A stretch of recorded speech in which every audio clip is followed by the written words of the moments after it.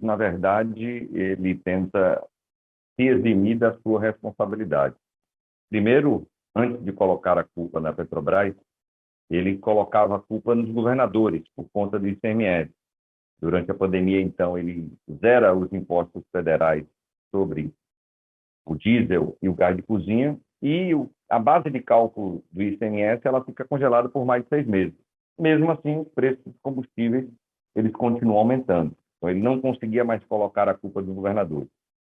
E agora ele tenta colocar a culpa na Petrobras, e não na gestão da Petrobras, que ele indicou o presidente, como você bem colocou, já estamos indo para o quarto presidente da Petrobras, e também a maioria dos membros do Conselho de Administração dessa grande empresa brasileira.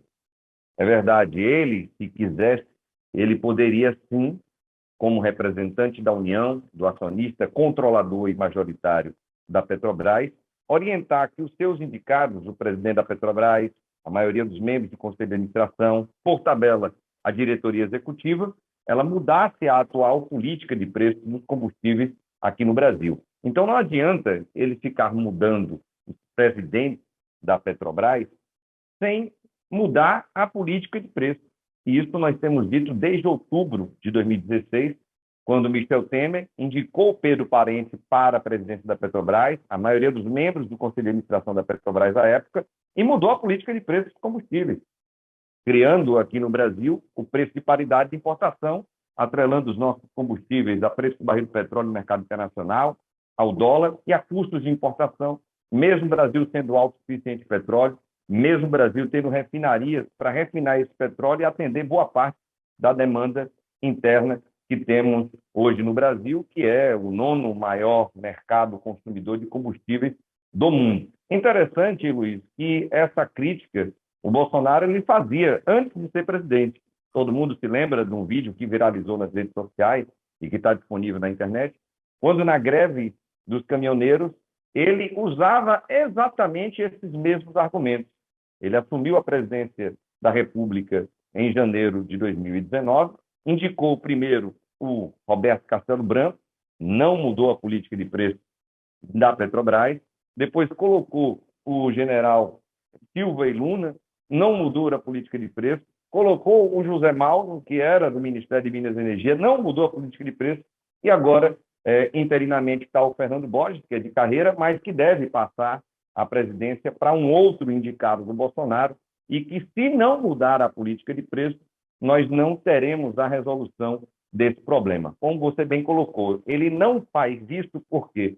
Porque, infelizmente, ele não quer ir de encontro aos interesses dos acionistas minoritários, porque há acordos entre o Paulo Guedes, na época, o Roberto Castelo Branco, que garantiram a distribuição de dividendos altíssimos. Estamos falando aí de algo acima de 30 bilhões de reais por ano, compromisso assumido principalmente com a Bolsa de Nova York, e estão cumprindo isso desde então. Por isso que ele não vai de encontro a esse acordo, e dessa forma, como você bem disse, ele realiza no Brasil, como tem dito o companheiro Zé Maria, um verdadeiro Robin Hood às avessas, tirando do pobre, que tem pago aí combustíveis altíssimos, a exemplo do gás de cozinha, um combustível tão essencial para a pessoa cozinhar, para a pessoa comer, se alimentar, pagando aí 130, 145 reais, para transferir para acionistas e acionistas de outros países. Então, entendemos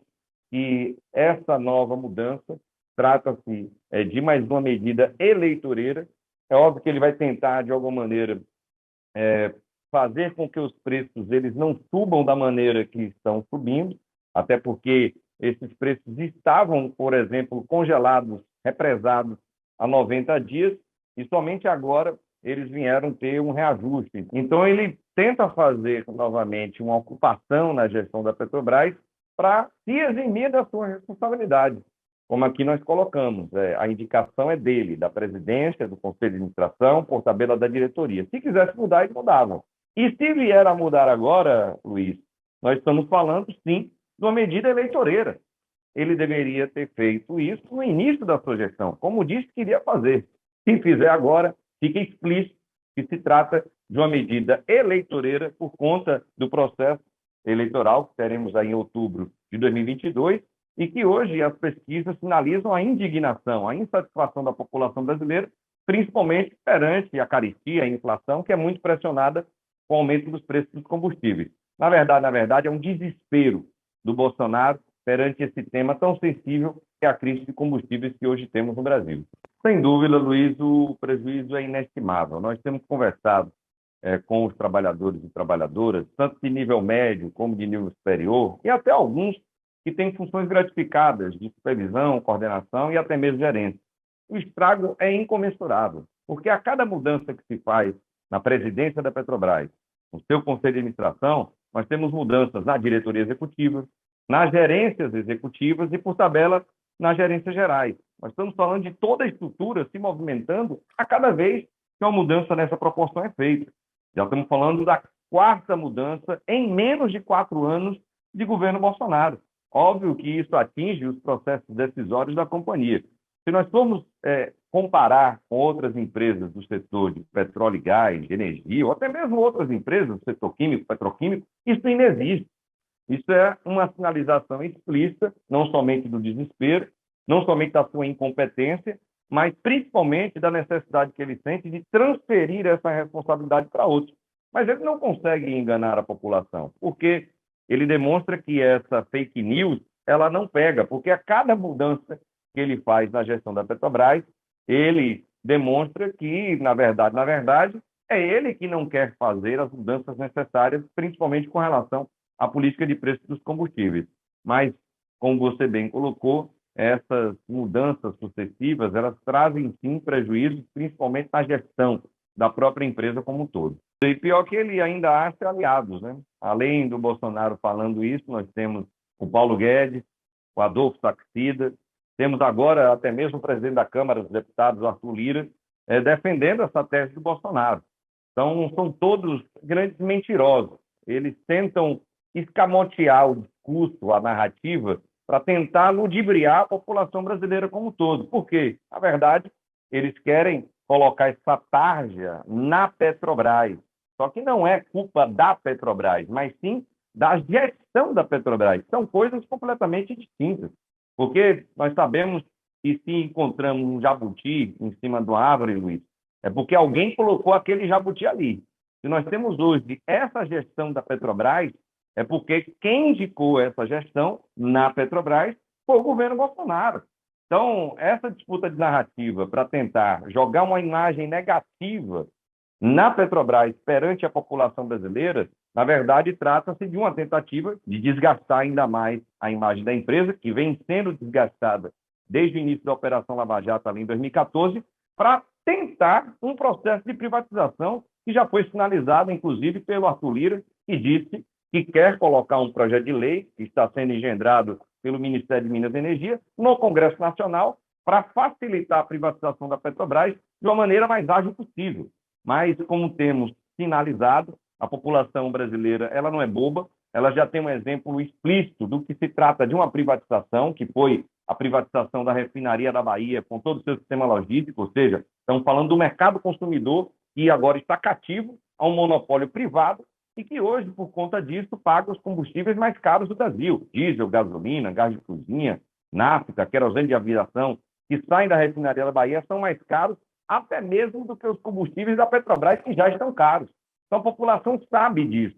A população não se deixará enganar, até porque as últimas pesquisas que foram feitas demonstram que a população brasileira, ela em sua ampla maioria, ela é contrária à privatização das empresas públicas estatais e é também contrária à privatização da Petrobras. Além da sociedade sendo contra, o governo federal também encontrará uma grande resistência da categoria petroleira, que já aprovou o estado de greve no ano passado, dizendo que caso o governo federal venha colocar um projeto de lei dentro do Congresso Nacional para a privatização da Petrobras, nós teremos, sem dúvida alguma, a maior greve da história da categoria petroleira. Vamos ver se o governo federal terá essa ousadia, essa audácia de enfrentar a população e de enfrentar também a categoria petroleira, que está organizada e mobilizada para enfrentar o governo Bolsonaro com relação a esse tema da privatização dessa empresa pública amada e querida e admirada pela população brasileira.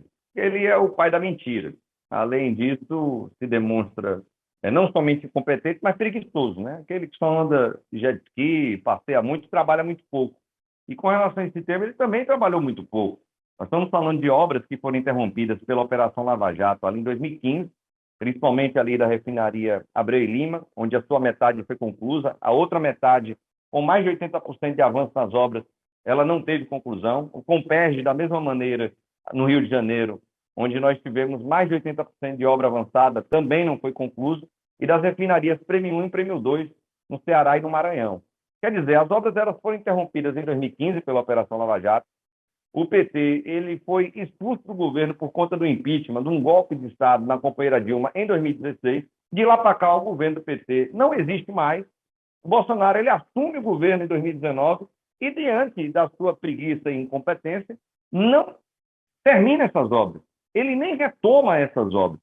Então, se nós ainda temos uma dependência de diesel, por exemplo, de algo em torno de 25% de importação para atender a demanda interna aqui no nosso país, é por conta também da preguiça, da incompetência, da falta de trabalho desse governo, que não fez com que essas obras fossem retomadas e nós tivéssemos hoje, além de uma autossuficiência em petróleo, também uma autossuficiência em refino, para nós não precisarmos mais de importação de derivados. Infelizmente, isso é uma grande mentira que o presidente da República conta todos os dias e que carece, sim, da gente estar sempre lembrando que as obras estão aí, precisam ser retomadas, e é óbvio que agora, no final do governo, não vai adiantar absolutamente nada para a crise de combustíveis que nós temos hoje, diante do cenário que temos aí no mercado internacional, principalmente com relação ao diesel, onde se sinaliza uma forte possibilidade de faltar diesel no país ou de termos preços ainda mais altos, até porque os grandes analistas sinalizam que o barril do petróleo poderá chegar a 135 ou até mesmo a 192 dólares, se tivermos restrição da oferta de petróleo no mundo, e isso vai criar um grande alvoroço no mercado internacional,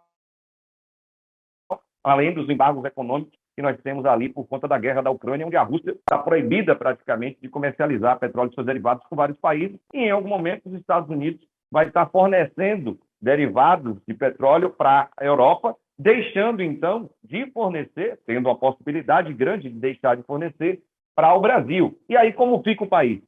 Se tivesse as refinarias operando na sua capacidade máxima e com essas refinarias que não foram conclusas as suas obras, nós não teríamos essa dependência e essa crise que está instalada e que poderá piorar ainda mais a situação aqui no Brasil.